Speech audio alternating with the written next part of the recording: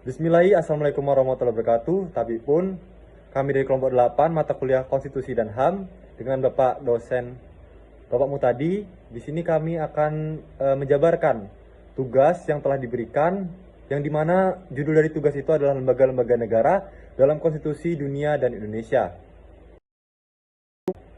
Baik, untuk nama-nama dari anggota kelompok kami, yaitu akan saya jabarkan di sini. Yang pertama adalah Muhammad Damar Fariza, yang kedua adalah Mahbub Romzi Mahri, yaitu selaku saya sendiri. Yang ketiga adalah Ahmad Rafi Tanjung, keempat ada Febrian Taufik Rahman, kelima ada Arsanda Pratama, keenam ada Hasan Tanurifai, ketujuh ada Randy Ariansyah, kedelapan ada Riki Rahmat Wiraprana, kesembilan ada Ade Rian Pratama. Baik, selanjutnya adalah penjabaran materi lebih lanjut yang akan dilanjutkan oleh saudara Muhammad Damar Fariza. Kita awali dengan latar belakang. Hampir semua negara di dunia memiliki konstitusi tertulis atau undang-undang yang pada umumnya mengatur mengenai pembentukan, pembagian wewenang, dan cara bekerja berbagai lembaga kenegaraan, serta perlindungan hak asasi manusia. Konstitusi itu sendiri, menurut Muhammad Sholih Lubis, SH, mengemukakan istilah konstitusi berasal dari constituer dalam bahasa Perancis yang berarti membentuk dengan pemakaian istilah konstitusi. Yang dimaksud ialah pembentukan suatu negara atau menyusun dan menyatakan suatu negara. Konstitusi bertujuan untuk memberikan pedoman bagi penyelenggara negara yang memiliki kekuasaan agar negara tetap kokoh. Pedoman pelaksanaannya, negara-negara di dunia memiliki banyak kesamaan. Contoh di Indonesia diwujudkan melalui pembagian kekuasaan ke dalam lembaga eksekutif, legislatif, dan yudisial. Lembaga eksekutif oleh presiden dan wakil presiden, legislatif oleh Dewan Perwakilan Rakyat atau DPR, Majelis Permusyawaratan Rakyat atau MPR, dan Dewan Perwakilan Daerah atau DPD. Sedangkan dalam yudisial oleh Mahkamah Agung dan Mahkamah Konstitusi dan Komisi Yudisial, sehingga tujuan negara dapat diwujudkan melalui tata cara dan pedoman sesuai wewenang masing-masing lembaga. Keberadaan Mahkamah Konstitusi merupakan fenomena baru dalam dunia ketatanegaraan. Sebagian besar negara demokrasi yang sudah ada mapan tidak mengenal lembaga Mahkamah Konstitusi yang berdiri sendiri. Sampai sekarang baru ada 78 negara yang membentuk Mahkamah Konstitusi. Ini secara tersendiri. Fungsinya biasanya dicakup dalam fungsi-fungsi Supreme Court yang ada di setiap negara, seperti di Amerika Serikat. Kewenangan Mahkamah Konstitusi antara suatu negara dengan negara lain tentunya memiliki persamaan dan perbedaan. Hal ini sangat dipengaruhi oleh sejarah suatu bangsa. Berikut ini merupakan pembahasan lembaga-lembaga negara dalam konstitusi dunia dan Indonesia. Baik, selanjutnya langsung saja kepada pokok bahasan yang pertama, yaitu Mahkamah Konstitusi Indonesia. Kedudukan Mahkamah Konstitusi Indonesia adalah sebagai lembaga negara yang baru yang sederajat atau sama tinggi kedudukannya dengan Mahkamah Agung. Menurut ketentuan Undang-Undang 1945 pasca amandemen keempat tahun 2002, dalam struktur kelembagaan di Indonesia terdapat 9 buah organ negara yang secara langsung menerima kewenangan dari Undang-Undang Dasar 1945. Salah satu diantaranya adalah Mahkamah Konstitusi. Mahkamah Konstitusi merupakan pelaksana kekuasaan kehakiman judiciary yang merdeka dan terpisah dari cabang-cabang kekuasaan lainnya, yakni pemerintahan eksekutif dan lembaga perwakilan legislatif, baik Mahkamah Agung maupun Mahkamah Konstitusi. Keduanya berkedudukan di Jakarta sebagai ibu kota negara. 1. Kewenangan Mahkamah Konstitusi di Indonesia. Undang-Undang Dasar 1945 menentukan bahwa Mahkamah Konstitusi mempunyai 4 kewenangan konstitusional dan 1 kewajiban konstitusional. Keempat kewenangan itu adalah 1. menguji undang-undang terhadap undang-undang dasar. 2. Memusnahkan sengketa kewenangan antar lembaga negara yang kewenangannya diberikan oleh undang-undang dasar. 3. Memutuskan sengketa hasil pemilihan umum. Yang keempat, memutuskan pembubaran partai politik. Adapun kewajiban konstitusional dari Mahkamah Konstitusi adalah memutus pendapat DPR bahwa presiden dan atau wakil presiden telah bersalah melakukan pelanggaran hukum ataupun tidak lagi memenuhi persyaratan sebagai presiden atau wakil presiden seperti yang dimaksud dalam Undang-Undang Dasar 1945. 2. Pengangkatan Hakim Mahkamah Konstitusi di Indonesia. Pasal 24C ayat 4 Undang-Undang Dasar 1945 dan Pasal 4 ayat 1 Undang-Undang Nomor 24 Tahun 2003 tentang Mahkamah Konstitusi menegakkan bahwa Mahkamah Konstitusi mempunyai 9 orang anggota hakim konstitusi yang ditetapkan oleh keputusan Presiden. 9 orang hakim konstitusi ini diisi oleh calon yang dipilih oleh 3 lembaga, yakni DPR, Presiden, dan Mahkamah Agung. Pembagian porsi kewenangan untuk mengajukan calon hakim konstitusi dari 3 lembaga tersebut dimaksudkan untuk menjamin agar dalam menjalankan tugas konstitusionalnya, para hakim konstitusi ini akan bersikap imparsial dan independen. Apalagi salah satu kewenangan dari Mahkamah Konstitusi adalah memutus sengketa kewenangan antar lembaga negara, sehingga mengharuskan para hakim konstitusi untuk secara moral dan hukum bersikap netral dan tidak berpihak kepada salah satu lembaga negara yang bersangkutan. Mahkamah Konstitusi Prancis. Dewan Konstitusi Prancis didirikan pada tahun 1958. Semula ide pembentukan organ ini memang didesain untuk melucuti kekuasaan parlemen. Oleh karena itu, organ yang disebut konsil konstitusional sering pula dikatakan sebagai bentuk paling mutakhir dari sistem pengujian konstitusional. Akibatnya, model pengujian ala Prancis banyak diadopsi oleh model konstitusional review yang terdapat di negara-negara Eropa. Dalam perkembangannya, Dewan Konstitusional dipandang tidak hanya sekedar melaksanakan kewenangan tradisionalnya, yakni mengawasi aktivitas parlemen. Saat itu Dewan Konstitusi Prancis ikut terlibat dalam menentukan arah kebijakan negara. Ini disebabkan karena setiap rancangan undang-undang yang akan diundang harus mendapat persetujuan dari organ tersebut. Perkenalkan, nama saya Arsanda Pratama. Saya akan melanjutkan materi dari teman saya, yaitu Mahkamah Konstitusi Prancis. Komposisi anggota Dewan Konstitusi Prancis termasuk dalam Konstitusi Republik Kelima Prancis 1958. Dalam pasal 56 diatur bahwa anggota Dewan Konstitusi ditentukan oleh 3 institusi kenegaraan, yaitu 1. 3 orang diangkat oleh Presiden. Yang kedua, 3 orang diangkat oleh Ketua Majelis Nasional. Dan yang ketiga, 3 orang diangkat oleh Ketua Senat. Praktik yang berkembang dewasa ini, kriteria umum untuk mengisi komposisi Dewan Konstitusi dilakukan melalui afiliasi politik. Akibatnya, keanggotaan Dewan Konstitusi didominasi oleh politis profesional.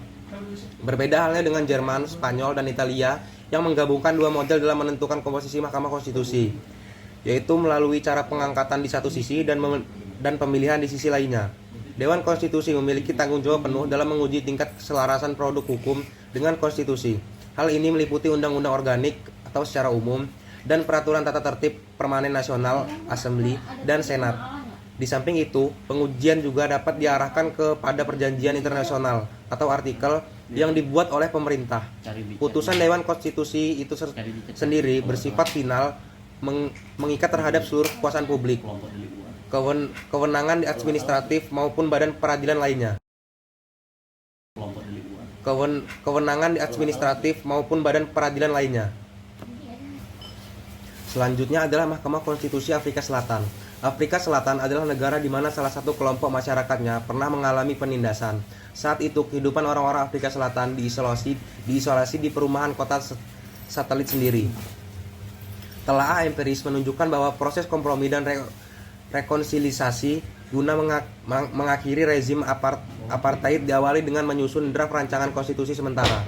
Konstitusi tersebut disahkan pada tanggal 22 Desember 1993 dan mulai berlaku secara efektif pada tanggal 27 April 1994. Dalam bab yang mengatur tentang hak-hak fundamental, secara terang benderang dikatakan bahwa Mahkamah Konstitusi Afrika Selatan dapat membatalkan undang-undang ataupun tindakan pemerintah jika dinilai telah membatasi kebebasan dasar umat manusia.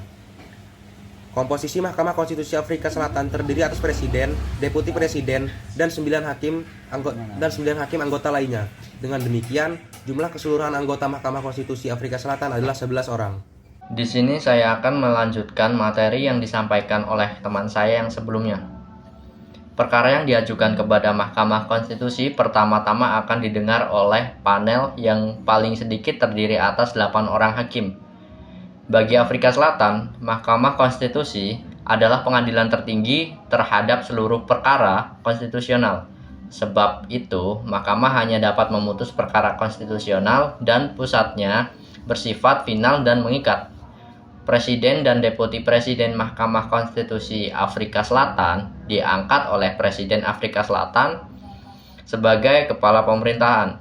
Namun, Presiden Afrika Selatan harus terlebih dahulu melakukan konstitusi dengan Judicial Service Commission, Komisi Yudisial, dan pemimpin-pemimpin partai politik yang terdapat dalam Majelis Nasional. 9 hakim Mahkamah Konstitusi juga diangkat oleh Presiden setelah berkonsultasi dengan Presiden Mahkamah Konstitusi dan pemimpin-pemimpin partai politik dalam Majelis Nasional.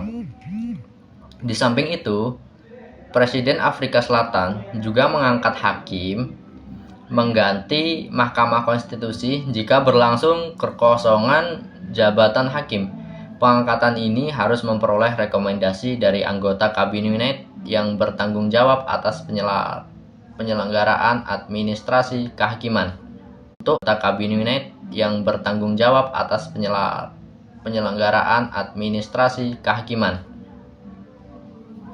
Hakim Mahkamah Konstitusi Afrika Selatan diangkat untuk masa jabatan 1 kali 12 tahun dan hakim akan memasuki masa purna bakti jika mencapai umur 70 tahun.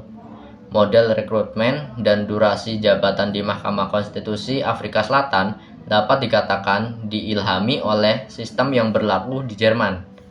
Seperti diketahui bahwa Mahkamah Konstitusi Jerman terdiri atas 16 hakim yang diangkat oleh supermayoritas parlemen.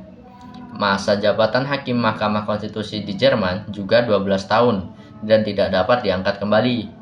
Berdasarkan pasal 167 ayat 3 Konstitusi Afrika Selatan mengatur bahwa Mahkamah Konstitusi adalah pengadilan tertinggi untuk seluruh perkara konstitusional. Jika ditelaah secara kooperatif, struktur hierarki demikian menyerupai posisi Mahkamah Agung Amerika Serikat.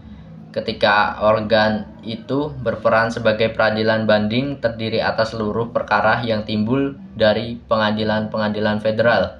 Namun, di antara keduanya memiliki identitas yang membedakan secara nyata. Mahkamah Agung Amerika Serikat dapat menyelesaikan semua jenis perkara yang dalam sistem kekuasaan kehakiman di Indonesia lazim disebut tingkat kasasi. Baiklah, saya akan melanjutkan presentasi dari Saudara Hasan. Sebaiknya, Mahkamah Konstitusi Afrika Selatan hanya dapat bertindak sebagai pengadilan banding khusus terhadap perkara-perkara yang berhubungan dengan pelanggaran konstitusi. Berdasarkan ketentuan dalam Konstitusi Afrika Selatan, maka Mahkamah Konstitusi Afrika Selatan memiliki 5 kewenangan, yakni 1. Memutuskan perselisihan antar organ negara dalam lingkup nasional atau provinsi mengenai status ketatanegaraan, kewenangan fungsi dari setiap organ negara tersebut. 2. Putusan rencana penerapan di bagian 80% atau 122. 3. Memutuskan konstitusionalitas setiap amandemen terhadap konstitusi. 4. Memutuskan bahwa parlemen atau presiden telah gagal memenuhi kewajiban konstitusional atau mengesahkan konstitusi provinsi sesuai dengan pasal 144. Mahkamah Konstitusi akan memutus final konstitusionalitas undang-undang yang diproduksi oleh parlemen, peraturan perundang-undangan daerah ataupun tindakan dari Afrika Selatan. Di samping itu, Mahkamah memberi jawaban definitif atas permintaan pembatalan suatu ketentuan hukum yang dimohonkan oleh Mahkamah Agung, pengadilan tinggi ataupun pengadilan lainnya. Mahkamah Konstitusi Hungaria. Hungaria pada masa-masa sebelumnya merupakan negara yang mengakui eksistensi kekuasaan di bawah sistem kerajaan konservatif. Ketika itu, Saint Stephen adalah pewaris mahkota suci Paul yang bertindak sebagai satu-satunya simbol bagi kerajaan Kristiani saat itu. Perspektif sejarah menjelaskan bahwa periode ini disebut Dark Passion yang telah membawa Hungaria terperosok dalam sistem pemerintahan berideologi fasis. Berbagai perkembangan penting terjadi setelah berakhirnya rezim fasis sejalan dengan pendekatan demokratisasi.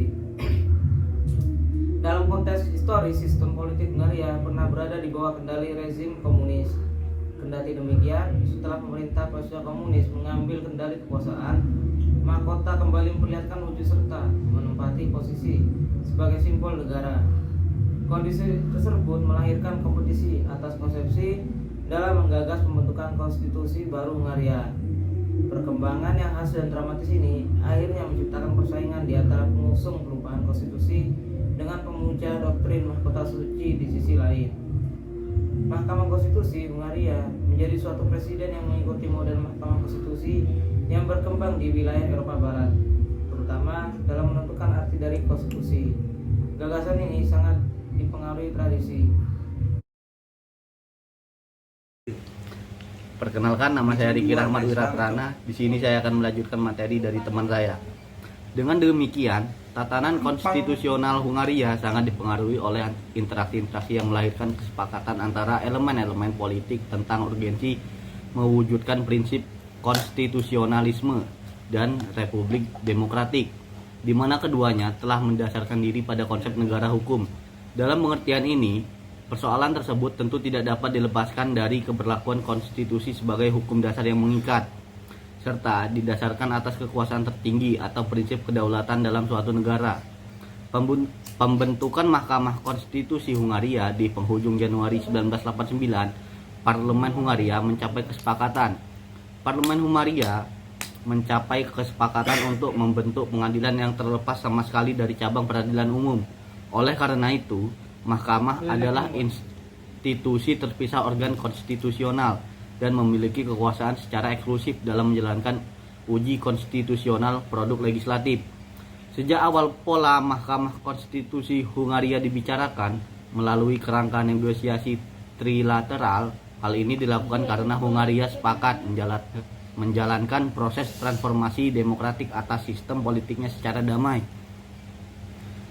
Berdasarkan hasil perubahan konstitusi Hungaria, Parlemen pada Oktober 1989 mengesahkan Undang-Undang Nomor 32 tentang Mahkamah Konstitusi. Mahkamah Konstitusi Hungaria mulai menjalankan seluruh kewenangannya pada 1 Januari 1990.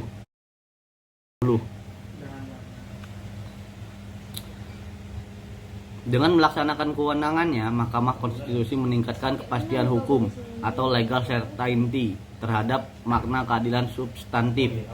Dalam proses transisional menuju demokrasi, Mahkamah Konstitusi Hungaria ini merupakan bentuk perkembangan generasi ketiga Mahkamah Konstitusi Eropa setelah negara Austria, Spanyol, dan Portugal. Mahkamah Konstitusi merupakan organ utama dan pertama dalam melindungi konstitusi. Mahkamah bertugas menguji konstitusionalitas undang-undang dan melindungi tatanan konstitusional serta hak fundamental yang dijamin secara tegas dan jelas dalam konstitusi. Mahkamah Konstitusi Hungaria terdiri atas 11 orang anggota. Ketua dan wakil ketua Mahkamah Konstitusi dipilih dari dan oleh hakim Mahkamah Konstitusi untuk masa jabatan 3 tahun. Putusan Mahkamah Konstitusi adalah mengikat sifatnya dan tidak dapat dibanding. Putusan yang berkenaan dengan konstitusionalitas undang-undang ditentukan melalui sidang pleno yang harus dihadiri oleh seluruh hakim. Sedangkan dalam menentukan konstitusionalitas peraturan pemerintah dapat ditentukan melalui panel hakim yang terdiri atas 3 orang hakim. Kemudian hasilnya ditentukan melalui suara mayoritas serta dilakukan dalam sidang tertutup.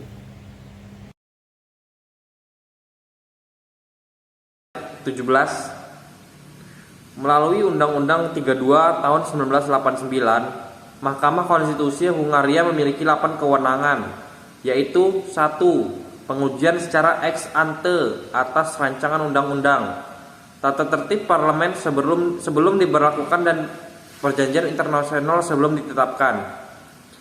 Kedua, pengujian secara ex post atau undang-undang dan juga peraturan perundang-undangan lain yang ditetapkan oleh pemerintah negara. 3. Menguji perselisihan antara perjanjian internasional dengan undang-undang dan juga peraturan perundang-undangan lain yang ditetapkan oleh pemerintahan negara. Keempat, memutus permohonan konstitusional berkenaan dengan pelanggaran hak-hak konstitusional yang dijamin oleh konstitusi. Kelima, menyisihkan suatu hal yang tidak konstitusional akibat kelalaian.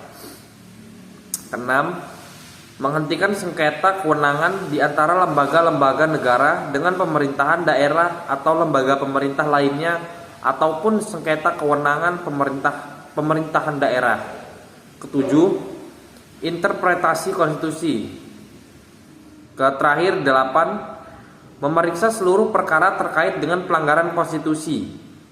Mekanisme peradilan konstitusi atau bisa disebut constitutional adjudication itu sendiri baru kita adopsi ke dalam sistem konstitusi negara kita dengan dibentuknya Mahkamah Konstitusi. Beragam Mahkamah Konstitusi di berbagai negara mempunyai persamaan dan perbedaan satu sama lain. Perbedaannya antara lain disebabkan karena masing-masing negara memiliki karakteristik sendiri-sendiri. Dan kesimpulan dari PPT yang kami buat ini ialah konstitusi menjadi sesuatu yang urgent dalam kehidupan bernegara, terutama bagi negara hukum Rechtsstaat yang demokratis. Dalam negara hukum yang demokratis, demokrasi diatur dan dibatasi oleh aturan hukum. Sedangkan hukum itu sendiri ditentukan melalui cara-cara yang demokratis berdasarkan konstitusi. Dengan demikian, aturan dasar penyelenggaraan negara harus disandarkan kembali secara konsisten pada konstitusi. Kedua, untuk menjamin konstitusionalitas pelaksanaannya baik dalam bentuk aturan hukum maupun tindakan penyelenggara negara berdasarkan ketentuan undang-undang, dibentuklah Mahkamah Konstitusi yang memiliki wewenang salah satunya adalah memutus pengujian undang-undang terhadap undang-undang dasar. Ketiga, keberadaan Mahkamah Konstitusi merupakan fenomena baru dalam dunia ketatanegaraan. Sebagian besar negara demokrasi yang sudah mapan tidak mengenal lembaga Mahkamah Konstitusi yang berdiri sendiri. Sampai sekarang baru ada 78 negara yang membentuk Mahkamah Konstitusi ini secara tersendiri. Kewenangan Mahkamah Konstitusi antara suatu negara dengan negara lainnya tentunya memiliki persamaan dan perbedaan.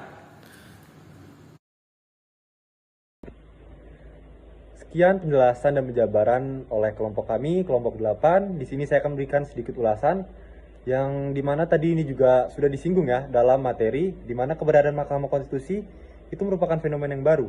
Dan sampai sekarang ini baru ada 78 negara yang membentuk Mahkamah Konstitusi. Baik, kalau menurut saya sendiri, dari pendapat saya, pembentukan Mahkamah Konstitusi ini merupakan hal yang sangat penting. Karena dari sudut pandang kacamata saya sendiri, ini pembentukan Mahkamah Konstitusi ini memiliki tujuan yang jika dilihat dari salah satu tugasnya ya, yaitu adalah pengujian undang-undang dasar, yang dimana ini bentuk jika ada rancangan undang-undang harus divalidasi terlebih dahulu apakah undang-undang ini sudah sesuai untuk diterbitkan, untuk dipublikasi, apakah undang-undang ini sudah sesuai dengan keadaan masyarakat, apakah sudah sesuai dengan cita-cita masyarakatnya, apakah sudah sesuai dengan kondisi masyarakat saat itu, kondisi sosial saat itu. Kemudian bukan berarti negara yang tidak memiliki Mahkamah Konstitusi tidak stabil. Jika dilihat negara Inggris itu cukup stabil, tapi di sini saya akan memberikan pandangan yang lebih menuju ke negara yang memiliki Mahkamah Konstitusi, yaitu karena dari tugas yang saya lihat ini, yaitu di mana pengujian undang-undang ini sangat perlu, karena benar-benar harus divalidasi apakah rancangan undang-undang itu sudah sesuai. Bahkan negara yang memiliki Mahkamah Konstitusi sendiri jika dalam perancangan undang-undang mereka sudah menguji, tapi nyatanya tetap tidak sesuai dengan masyarakatnya, itu pun masih dapat terjadi negara yang memiliki Mahkamah Konstitusi. Sebagai contoh, masih banyak negara-negara yang banyak demonstrasi terhadap rancangan undang-undang yang telah diberikan, rancangan undang-undang yang telah dipublikasikan, kemudian terjadinya demonstrasi. Itu tugas Mahkamah Konstitusi yang dimana pengujian itu mungkin agak sedikit jika saya bilang agak sedikit kurang paham, mungkin kurang dalam pemvalidasian, dalam pengujiannya berarti kurang matang. Kalau menurut saya seperti itu. Karena di mana di sini berarti pengujiannya anggota-anggota Mahkamah Konstitusi berarti harus benar-benar paham bagaimana kondisi sosialnya, bagaimana tujuan bernegaranya suatu negara itu sendiri, harus bagaimana melihat falsafah hidupnya bangsa itu. Mereka harus paham. Dan dalam pengujian undang-undang itu yang dilakukan oleh Mahkamah Konstitusi itu harus sesuai semua, karena jika tidak sesuai menurut saya juga tidak akan berjalan lancar. Dan negara-negara yang memiliki Mahkamah Konstitusi ini juga tadi sudah disinggung, itu memiliki sedikit perbedaan ya, mulai dari anggotanya terbentuk dari siapa saja, masa jabatannya, tugas dan fungsinya. Ada beberapa kesamaan dan ada perbedaan juga, yang dimana tapi tujuannya tidak jauh beda sebenarnya. Tapi di mana itu tugas dari Mahkamah Konstitusi ini adalah sebagai lembaga yang menstabilkan ketatanegaraan, yang mengatur agar sistem ketatanegaraan lebih lancar dan tetap berjalan sesuai dengan apa kadarnya. Mungkin sekian penjelasan yang diberikan kelompok kami dan pendapat yang diberikan oleh saya. Jika ada salah kata, saya mohon maaf. Kepada Allah saya mohon ampun. Wassalamualaikum warahmatullahi wabarakatuh. De omnibus divitandum. Semua hal perlu dilakukan. Terima kasih.